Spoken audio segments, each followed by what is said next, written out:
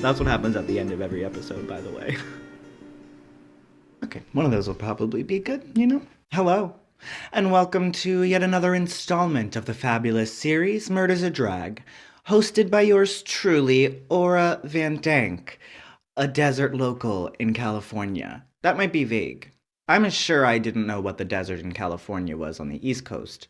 So that's Palm Springs, essentially. I mean, it's called the Coachella Valley. I'm going to stop while I'm ahead because not a single one of you cares.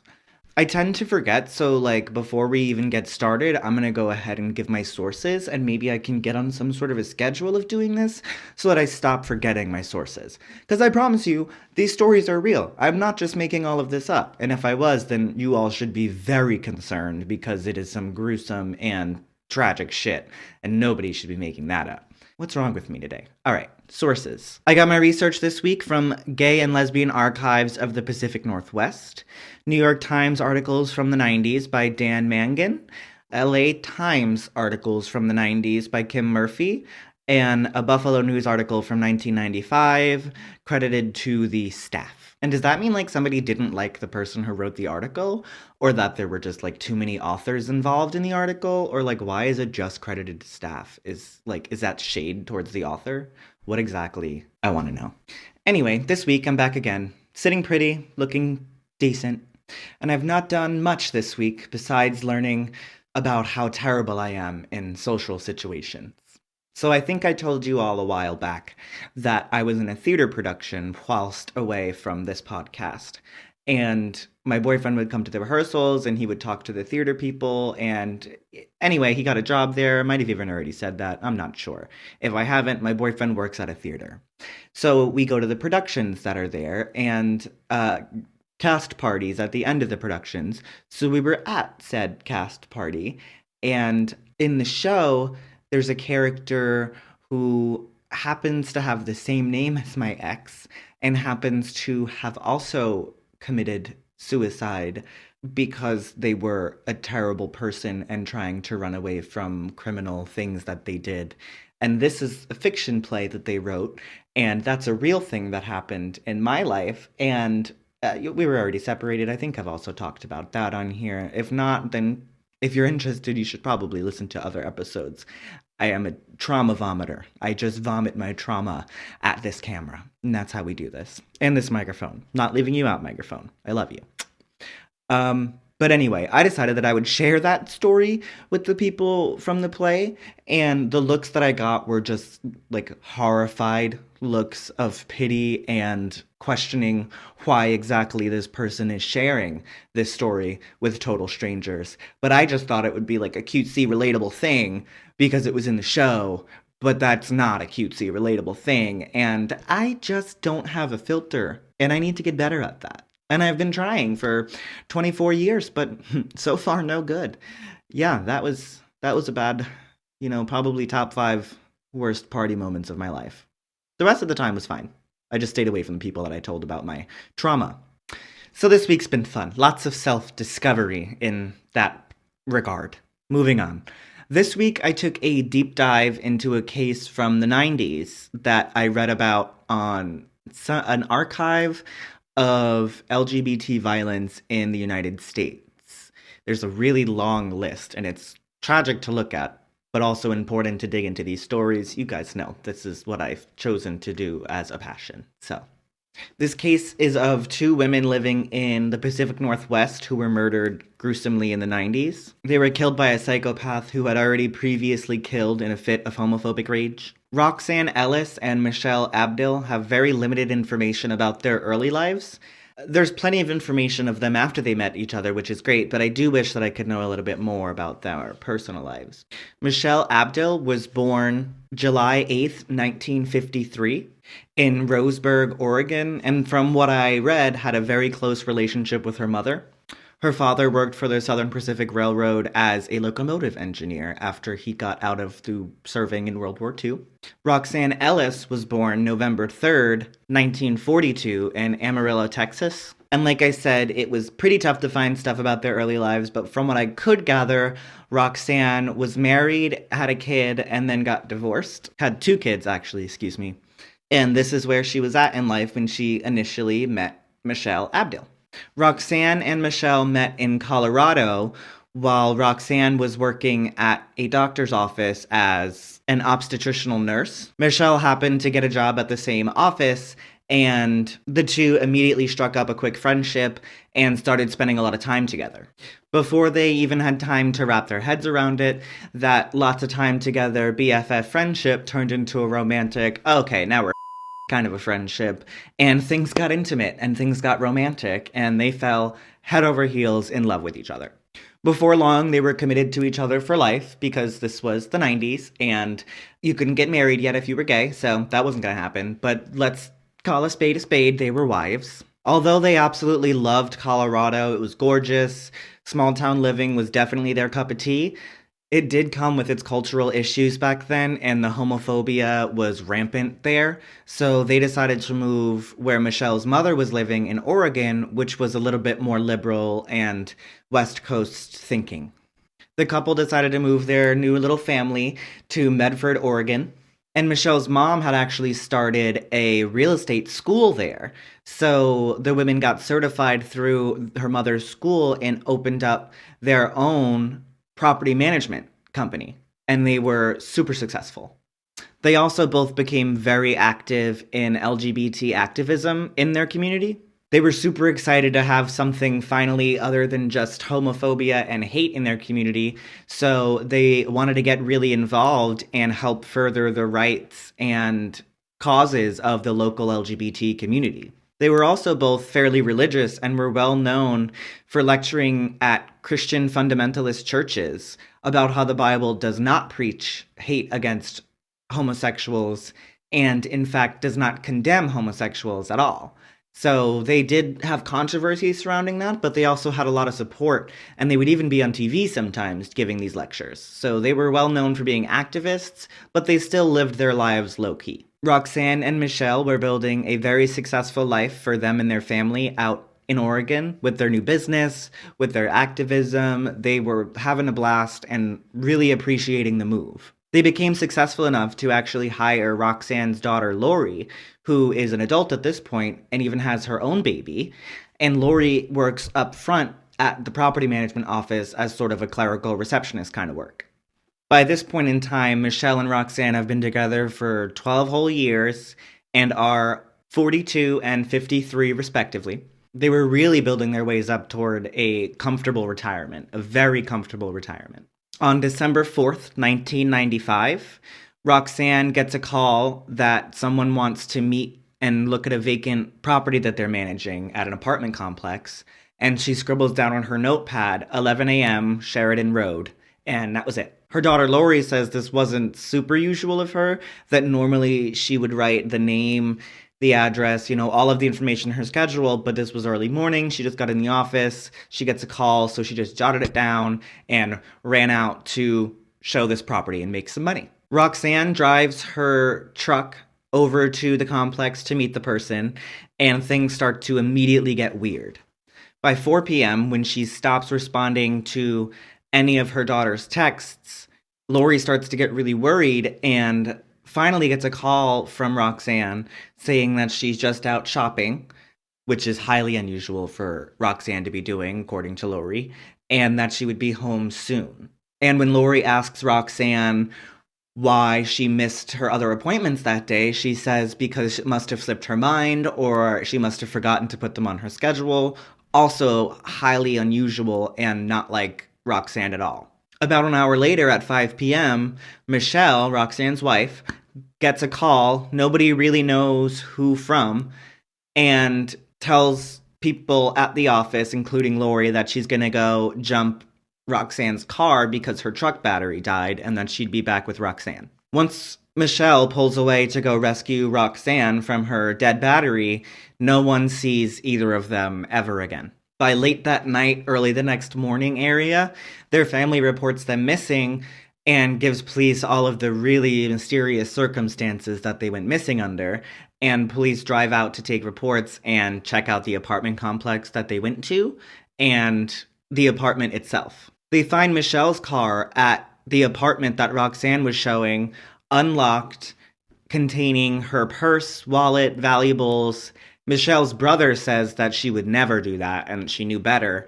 And everybody, obviously, at this point, is panicking that something bad has happened to them. And to make matters more concerning, Michelle's truck is nowhere to be found. The truck that supposedly had a dead battery is gone. Police go up to the apartment itself to see if they can find anything, but there are no clues in the apartment itself. It's clean, no sign of a struggle, nothing has happened, essentially, in the apartment. Having really no information beyond that, the case is very cold very quickly, and the 3 days go by before anything else happens. That third day, since they were last seen, a local cable repair guy goes to an apartment complex across town from the last place that they were seen, or known to be at that other apartment complex, and sees Roxanne's truck in the parking lot and recognizes it from the news, so he just immediately calls 911 without touching anything or looking at anything. And when the police get there, they find 2 bodies in the car covered in cardboard and wrapped in drapes. These bodies had been gagged, bound with duct tape, covered with bandanas over the eyes, mouths covered with duct tape as well, and they were hogtied. Police identified the 2 bodies as Michelle and Roxanne and found that the cause of death was 2 gunshot wounds to the head, each, execution style. Police also noticed, because of the blood splatter patterns in the car, that the shooting happened right there in the truck. So all of these circumstances, the gruesome way that Michelle and Roxanne were found, police couldn't go to their go-to excuse of robbery gone wrong because nothing was taken. Credit cards, debit cards, everything was still there. This wasn't a robbery. Along with their bodies in the truck, police also found a shoe print belonging to a large man's boot on the tailgate of the truck, pointing to a third person being there, the murderer. Medical examiners do autopsies and determine that the women had been murdered on December 4th, the initial day that they were reported missing. So it would have all happened that afternoon. And they also found that there was nothing wrong with the truck battery, meaning that that call was definitely to lure Michelle to Roxanne so that they would both be murdered together, further pointing to the probability of a hate crime. It also proved to Lori, Roxanne's daughter, that the call that she got from her mother that was concerning with her excuses for why she missed appointments and saying that she was just going shopping was probably a forced call by the killer. Police were contacted by a witness in the neighborhood who had seen a man park the silver truck in the complex where it was parked and then walk away from it. She thought nothing of it until she saw on the news that there were bodies in the truck. But although they had a witness, that wasn't helpful. They already knew that there was a man there. So like I said, this case was still cold. They had no information whatsoever. And the note that Roxanne left only said 11 a.m. Sheridan Road. No name, no context. They really had nothing to go off of. However, that witness was able to provide enough details to get a composite sketch on the news, and once that circulated, they got a very concerning call from a mother who claimed that that composite sketch had to be of her son, and that she was worried that her son had murdered those women. She even described him as sick on the phone call, and said that they had just moved from California to Medford, Oregon, 3 weeks prior. She gave police her son's name, Robert Ackerman. Police are thinking, okay, red flag, if a mother is turning on her son, we probably got the guy, or got a guy who has definitely murdered people, because no mother is going to report her son to the police unless she knows for a fact that he's done something wrong. So they decide to call California on the phone. Just, hey, Miss California, I don't know how that works. I don't know how the police departments communicate with each other, or if that's the FBI or the CIA, or how any of it works. They just called California and asked about Robert Ackerman. And they were like, all right, if you know where he is, arrest him now, because we've been looking for him for 3 weeks since he ran away. Not moved, ran away. So now we're going to go back in time. We're in Visalia, California. I think that's how you say that. Visalia, California, 1972. Scott Christopher George is brought into the world a happy, bouncing baby boy. He was raised in that same town, Visalia, a very small farming community. He loved outside, he loved people, he was very energetic, very happy kid. He was raised in a very loving family, even though his parents were separated.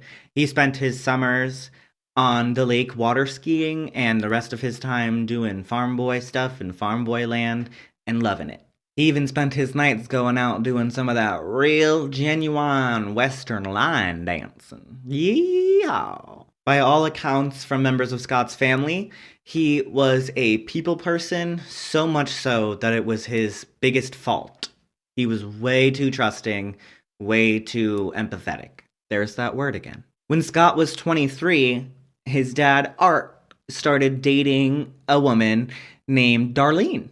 And Art was very excited to learn that Darlene had a son the same age as Scott because Scott had been hurt and manipulated by so many people that he wasn't out making friends. He had just gone through a breakup with his fiance that he was engaged to, because that is what the word fiance means. I'm over explaining now. He was not in a good place. His dad wanted Darlene to force their sons to be BFFs. Never really works, but he had the best of intentions. Darlene has a son named Robert Ackerman. Wow, the same psychopath that I was just talking about. And on October 3rd, 1995, days before they went to Oregon, Scott and Robert go out for a night of bar hopping. When Scott never came home, Robert was the number one suspect because he was refusing to answer questions, and on 3 separate occasions refused to be interviewed by police. And after that third attempt, Robert and his mother quickly packed up a truck in the middle of the night and fled to Medford, Oregon. Police are just as disturbed as anyone who learns that Robert has just been on somewhat of a killing spree and running away from a murder and doing more murders. This is obviously a very dangerous person, and now their number one priority is to get Robert Ackerman in custody. Robert's mother also told police that he might have fled back to their hometown of Stockton, California, because he didn't know any other places, so it was a likely chance that he would be there. And sure enough, after getting SWAT and some other big league feds on the case, they found Robert Ackerman at a motel in Stockton, California. And on December 13th, 1995, Robert is arrested. The investigation after having Robert in custody ended up just getting more difficult because Robert is an evil psychopath and just wants to make everybody's life as hellish as possible, and does a pretty good job at that. Initially, he admits to killing Roxanne and Michelle and says that his motive was to rob them because he wanted money to go see his girlfriend. He said that when the women refused to write him checks, he murdered them. The story stinks off the bat because he took no cash, no debit cards, no checks, nothing from them.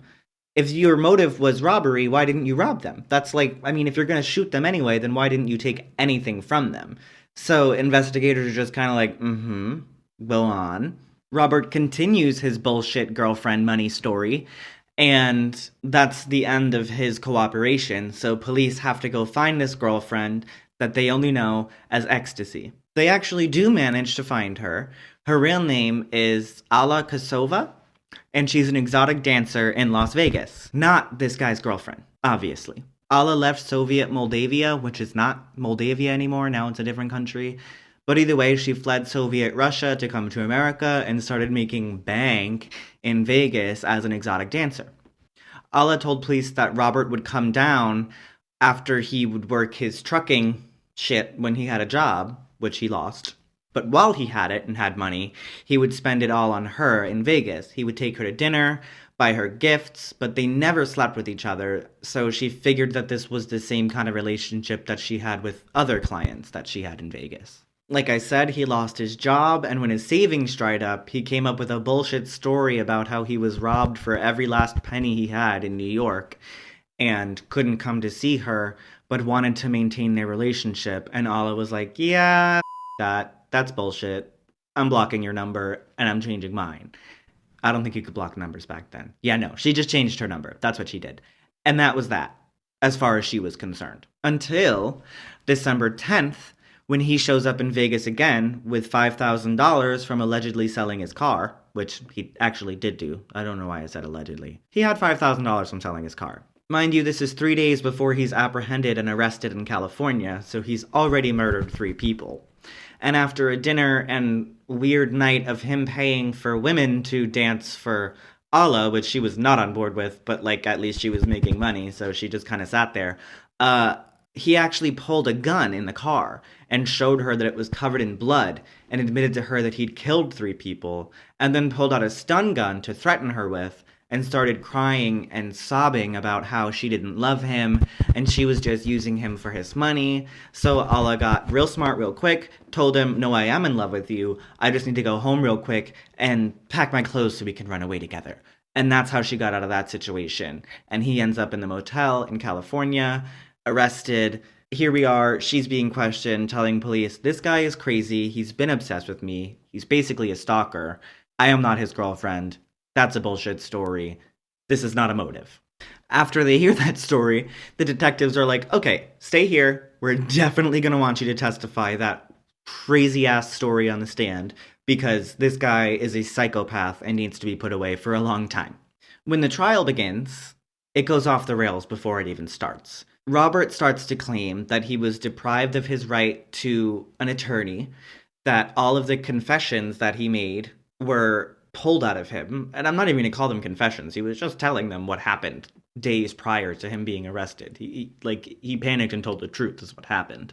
Then he admits to the unsolved missing case of Scott George and says that he murdered him, but starts refusing to tell police where the body is unless they give him some sort of a deal, which they're just like, no, you just tell us where he is. Police actually go bring Robert's dad into the equation and tell him, hey, I'm going to let the cops search our property. If you hid anything on our property, like a dead body, then maybe you should tell me about it so I could tell them and we can get this over with.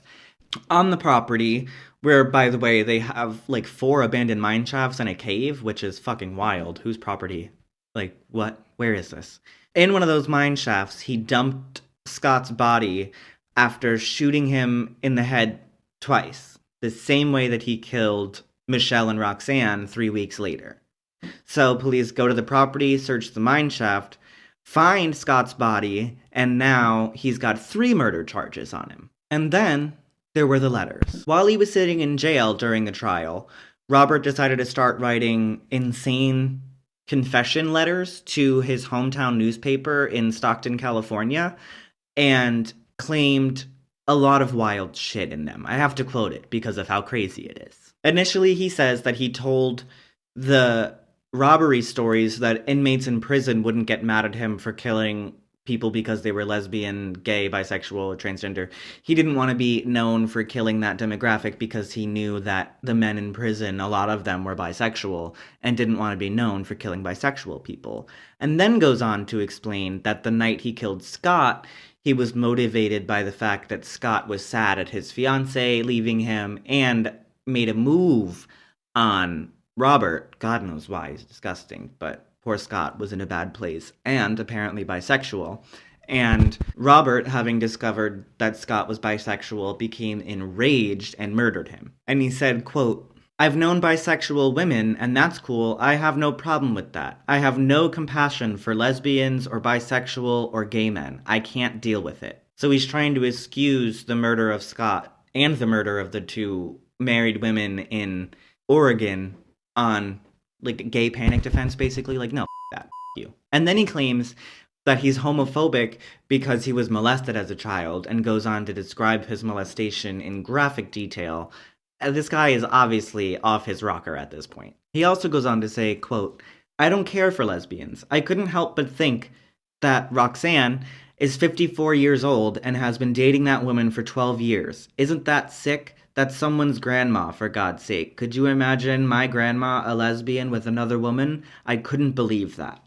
So he's giving more and more motive. Mind you, the trial hasn't even concluded, and all of these letters are more than admissible in court. After sitting in jail for 9 months and slowly coming more and more unhinged, Robert finally agrees to plead guilty on all of the charges against him. And as he sat and got crazier, he threatens his defense lawyers' lives and the lives of his defense lawyers' family, and goes through like 4 different lawyers who keep asking to be excused, and he keeps firing them and is just being a real pain in the ass. And then finally, in October of 1996, Robert Ackerman was found guilty on all 3 counts and sentenced to death by lethal injection. And even though in his letters he claimed that he wanted to be killed, and even specifically said by lethal injection, he immediately changed his tune and started trying to go through the appeals process. But not too long into that process, he was deemed way too delusional to be appealing his own sentence to death row, and also that got his sentence commuted to just life without parole because they couldn't justify being able to kill a person or, execute a person who was completely out of their mind. And that was all the way later in 2011 when he was deemed too crazy to function. And 7 years later, in 2018, he was found dead in his cell alone from natural causes, and he died behind bars after suffering probably worse than the death sentence because he went crazy and had to deal with the prison of his own craziness.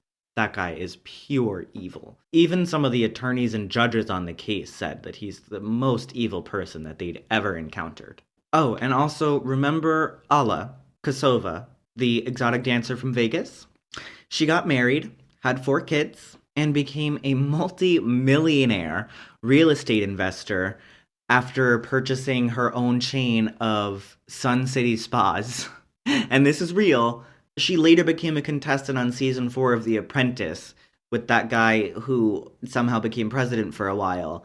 That one even found out about this case and was just like, but she's very pretty. Jesus Christ, I can't believe I'm talking about him on my podcast. And pull my wig down so that he can't see me. Yeah, it's real. Her name is now Alla Wartenberg.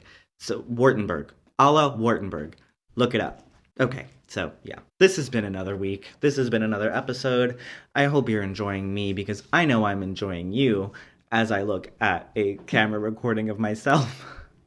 Alrighty, you guys have a beautiful week. I'm gonna go rest so I'm ready for tomorrow. I am so happy you all listen to me and watch me because I listen to you and watch you while you sleep. I'll see you next week.